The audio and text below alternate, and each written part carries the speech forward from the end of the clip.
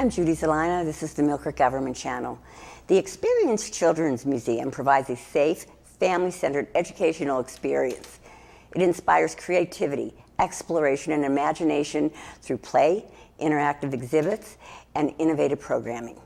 They were named Erie's Choice for Museums for the past 5 years, along with Erie's Choice for the best place to have a birthday party in 2017. The museum is a place where children can race a boat, paint a painting, shop healthy, imagine a career, and produce a play. Ainsley Brozig, the executive director, is going to share with us how the museum has worked around the last year of COVID restrictions and what we can expect in our visits moving forward. Ainsley, thank you. It is so wonderful to have you back on the program again. Thank you for having me. Well, I'm going to tell you something. How crazy has this last year been for you? Yeah.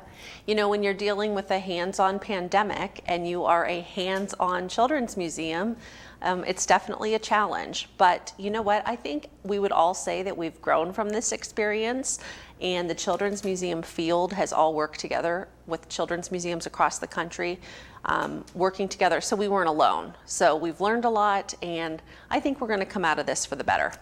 Now, how did it affect some of your programs throughout the year? So, you know, the whole concept of the Children's Museum is learning through play, and it's hands-on learning. So there's not a lot of iPads and digital exhibits inside the museum. So they're touching, physically handling items in the museum. So while the museum was closed, and we were closed for a good 6 months, we decided to do some virtual programming. So things that people could do with their children at home, because we were all struggling being a stay-at-home working teacher and parent. Right. And so we did a program called Museum 101. And so it was taking museum concepts and using things in your own home to give kids some hands-on learning. Can you give me an example? Sure. So filling your bathtub with water. We have a water table at the museum, right? Okay. And we gave kids tips to use items in their house to build a boat, and then create dams in their bathtub to kind of have the kids form a path, just like you would do at the water table. Super fun, something that you wouldn't normally maybe do at home. We also, you know, we're huge proponents of getting out in nature. So we talked about maybe gathering some materials from outside and painting a painting or making an art piece with that. It really gave families a chance to, I think, connect in a different way. And so we did that programming throughout the year. And then we also did a program called Experience My Home, which is where we took new Americans in the community and we had the children of these new Americans introduce their culture. So you would have a little girl like Sham, who is one of our superstars from the videos, and she would introduce people to her concept and the concepts in her life in Syria, and how her traditions and stuff, what they do here in Erie that they brought from Syria. So we had Puerto Rico, we had the Congo, just all, I think there was 8 different countries represented, and it was told by the child, and it was a way for kids to connect and to see different countries. Oh my gosh, what a great idea. Because you're right, everybody was pretty much stuck at home. And there's only so much schoolwork that they were able to do or wanted to do where they needed a break. So actually, you're teaching them in a fun way and they don't even realize that they're learning, right? Exactly, exactly, yeah. And you know, I really am a proponent for, we always say childhood is so short, right? So I know myself, it really gave me a time that I'll never get back to spend with my kids, right? When is the last time you were all at home together?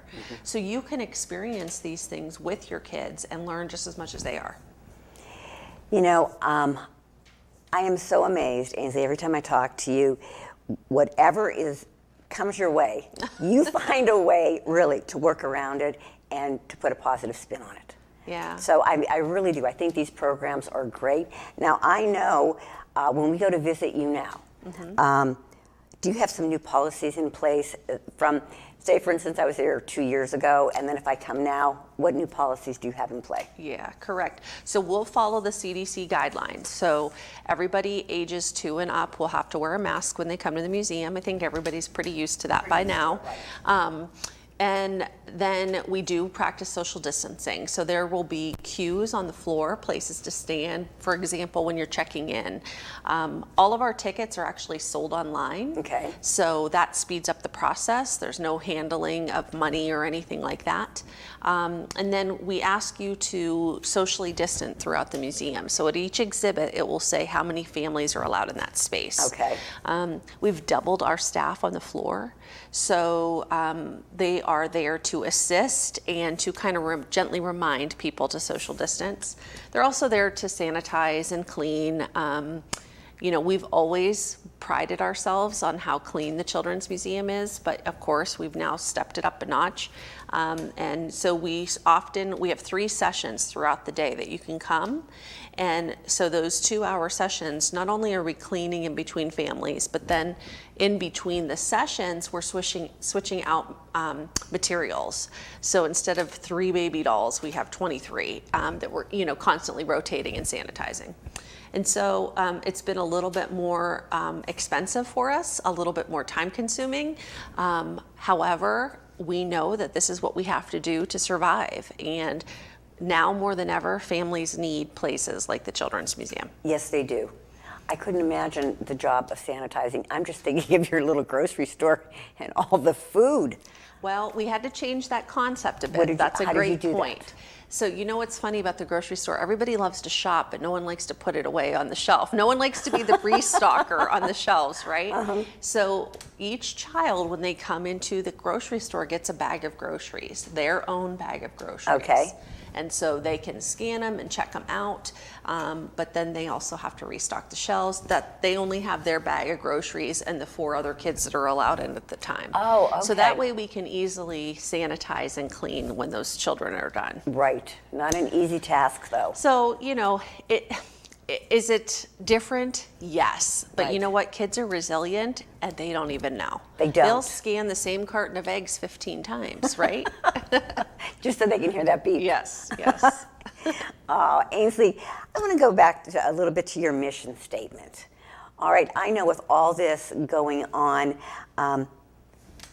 how do you keep helping to achieve these goals? Yeah, that is a really great point. So when COVID first started, one of the things that I am so proud of, as I said before, was all of these children's museums working together. And so it really took the minds of 100 other directors across the country. We even worked with museums in China and Italy and said, okay, we have to change what we're doing a little bit, but we want to stay true to what we believe, which is that learning through play is essential to a kid growing up, and that families need places like the Children's Museum. So we all work together to come up with what could we do online. And, you know, there's no competition. We're all working together in this plan. And then really working with my staff and what are the most important things that the community needs from us right now. So we immediately thought of the virtual programming, right? Moms might need a little bit of a break. So does it help if, you know, Miss Ashley, our educator, is on and she's leading the kids through an activity, story times, virtual story times. What can we do to help families at home? And so that's really where we focused. And now more than ever, we really feel strongly that if we can live through a hands-on pandemic, we can pretty much handle anything. I think you can. I think a lot of us have even amazed ourselves that we're able to get through and still feel so positive about everything, you know, moving forward. I know, Ashley, you have monthly programs. You've had those in the past. Are you still going to be offering those? So we did just restart our preschool programming. Okay. That was an age in particular that was struggling, right? They Yes. Are used to being able to come to our classes and go out and have the museum to themselves and play. So we just restarted those programs. We only take 10 kids in a class, and they're about an hour long. It includes museum playtime afterwards for an hour. And those have been very popular. We've sold out of those sessions. And then we do hands-on programming. So during a visit to the museum, you can have an engagement with one of our educators where we just take an exhibit and kind of bring the concept to life a little bit more. So right now they're doing coding with little tiny bumblebees that we call bee bots. Okay. And so easy to sanitize, something that kids probably don't have at home.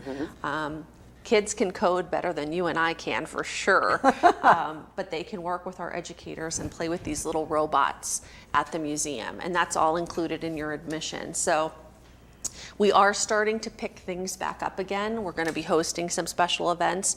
As always, though, we do have to follow the guidelines set by the governor and the CDC. Right. So children's museums are extra cautious, Okay. but I always say if we can handle programming and stuff, then other people can too. Well, you're doing a pretty darn good job. I'm just listening to everything that you've implemented, and again, I just think it's wonderful because these children really are starving for something like that. You know, it's hard enough for them to learn their schoolwork, you know, Right. virtually. Well, their whole life has been disrupted. Yes, it has been. You know, I actually had a story the other day. A mom emailed and said, "Thank goodness you're starting to reopen. My little one asks every day, can we go to the museum?" And, you know, for some preschoolers, it was a routine. They go with mom or dad or grandma, you know, every Monday or every Tuesday. Right. And, you know, their whole life has changed. Brother and sister aren't going to school. Mom and dad aren't going to work. What's going on here? And it can be scary. Yes. Why are we all wearing masks? So we've really tried to keep things as normal as possible. We put some signage throughout the museum too. One thing that I'm proud of is my educators came up with, when kids had to first start wearing masks, we thought, oh, this is kind of weird, right? Because if you wear a mask to a child, something's wrong. And so we thought, how can we help ease their discomfort? So we came up with the idea that superheroes wear masks. Very rarely do you see a superhero that doesn't have some kind of mask on, Right. right? And kids love superheroes. So we did this positive messaging throughout the museum that is, be a superhero, be an ECM superhero, and wear your mask. And so they saw pictures of kids wearing masks with their hands on their hips and their capes, and just trying to be supportive, knowing that they have to wear it at school. And we really tried to be at the forefront of introducing wearing masks was okay. Ainsley, what age group do you think is the best age group to enjoy the museum? So we really target 8 and under. Okay. Our sweet spot is probably kindergarten, first grade, preschool for sure. We do see kids as young as 6 months. We do a baby class, which is kind of like an introduction to music and story time and that kind of thing. But really kindergarten is the best for us. We do have plans though to expand because Of course you do. We Of know course. that you know, kids past first grade, second Right. grade, you Yes. know, they need us. We don't want them to outgrow us. Exactly. And so we have plans to expand the museum and reach out to those age groups as That's well. wonderful. Wonderful. I know you have 3 different floors. Can we get like a little brief Sure. summary of what, if a visitor comes, what they can enjoy on each floor? So the first floor is called our Explore floor, and that's kind of like all about the elements: wind, air, well, I guess air and wind are the same, water, and then we have earth, so our cave, so they get to dig and look at fossils and whatnot. And so the water table is the biggest thing down there that they love. And then, of course, they love the cave because it has a slide. Of course and they do. so that's a favorite as well. We also have some air tubes that you can throw balls or scarves through. We have that shut down right now because of COVID, but that'll probably come back soon. And then also on the first floor is our outdoor space, our outdoor classroom, which is open 6 months out of the year. At the least, we try to keep it open as much as possible because we are a certified outdoor classroom, and so we believe in nature for children every day. Okay. We want them to go out in the rain, we want them to go out in the snow. As long as it's not freezing or below, a little bit of nature every day is perfect for kids. Great. And then the second floor has our Imagine area, which is all kind of about Erie, I would say. It has our little town that has the doctor's office, the bank, Donato's Pizza Shop, and our grocery store. We have a locomotive up there, we have our stage, and some of our science exhibits as well. So that's probably one of the favorite floors. We recently, in the past year or so, got a giant operation game. So just like the game you played probably with your daughter, now they have a huge giant version of that in the doctor's office. That would be fun. Yeah. And then lastly, when you go all the way down to the lower level, that's our creativity center. Okay. And that's where you focus on a lot of art projects. So art with Legos, art with light. We have an open studio where there's different projects every week or every month that they can do. And then we also have our baby spot where babies and pre-walkers can learn to crawl and walk and hang out in a safe way. I've been in all 3 floors, and I've been in the outdoor area, and it is, every time you go there, it's almost like you see something different because there is so much to see. You've got so much activity going on there. Well, and we're constantly looking to change. That was one thing that parents say, we have people that come once or twice a week. So they want to see things rotated. So we often will rotate things so that a visit is always a little different. Museum exhibits are extremely costly, but we have partnered with the Carnegie Science Center, and so we're able to bring some different exhibits at a lower price point for us, which is great. And then just kind of making small changes. It's crazy what a few small changes can really change the whole concept and feel of an exhibit. Do you have any annual events I know you have annual events. Are you going to continue them this year? And if so, what do you think you're going to implement? Yes, we do. We've had to scale back a little bit. So we're trying to do one a month. So we have our superhero event in May, which is going to be, you have to get a special ticket for that, but it's Superhero Experience is what it's called. Okay. And there's some fun activities that go with that. We do our Future Me Kids Career Fair. That's one of our most popular events, where we have people from different professions throughout the community that come in and have a little table and talk to the kids about their career path.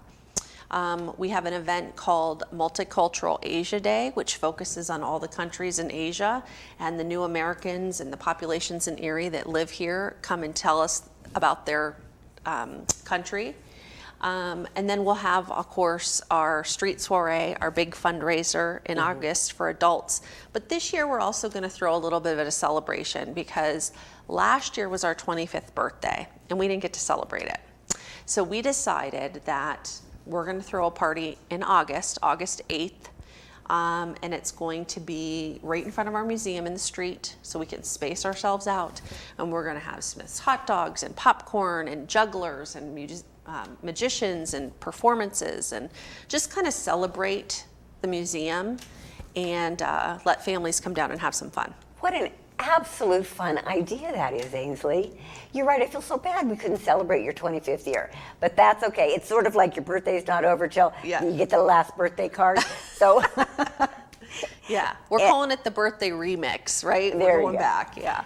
Now you have memberships still do. Available, right? And what is the benefit of a membership? So memberships allow you to come into the museum as many times as you want in a year. So for families that have 4 kids, 3 kids, that really makes sense. Or to the family that's coming multiple times, it'll pay for itself. We also have a membership that's a little bit higher of a price point that if you're doing any traveling this summer, which we're all dying to go travel, right? This membership gets you into other children's museums. Oh, okay. So that one's called the Explorer membership, and it's $130. But again, we are a relatively inexpensive children's museum. When you go to Pittsburgh, Buffalo, Cleveland, those ticket prices are a little higher. Yes. And so this membership would really benefit your family to get. Great idea. Now, Nancy, how are you funded, and how can we help you? So we are 90% self-supporting. All of the tickets that we raise, from admission to memberships, gift shop, classes, that all goes right back into the museum. We are an AGCRA lead asset, so we do get a little bit of the gaming funds. Okay. We are the smallest entity there, though, so we don't get, it's not enough to support us wholly. But we're grateful to be a lead asset. We get a lot of support from grants.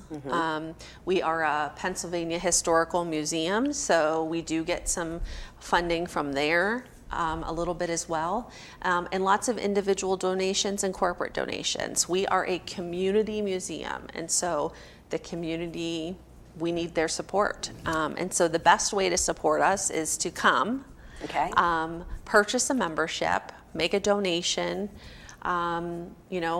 tell the families in your life about us, bring in tourists. That's the best way to support us, is to physically come and or give a donation. Okay. Now, Ainsley, there's always a need for volunteers, isn't there? So with COVID right now, we are not taking volunteers inside the museum. Okay. However, we are taking garden volunteers. Oh, all right.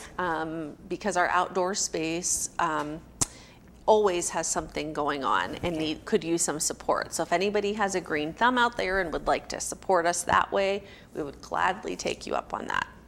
And I'm sure as things start opening up, viewers, there will be a need for volunteers. So always just, give them a call or just, keep an ear open, see how things are moving.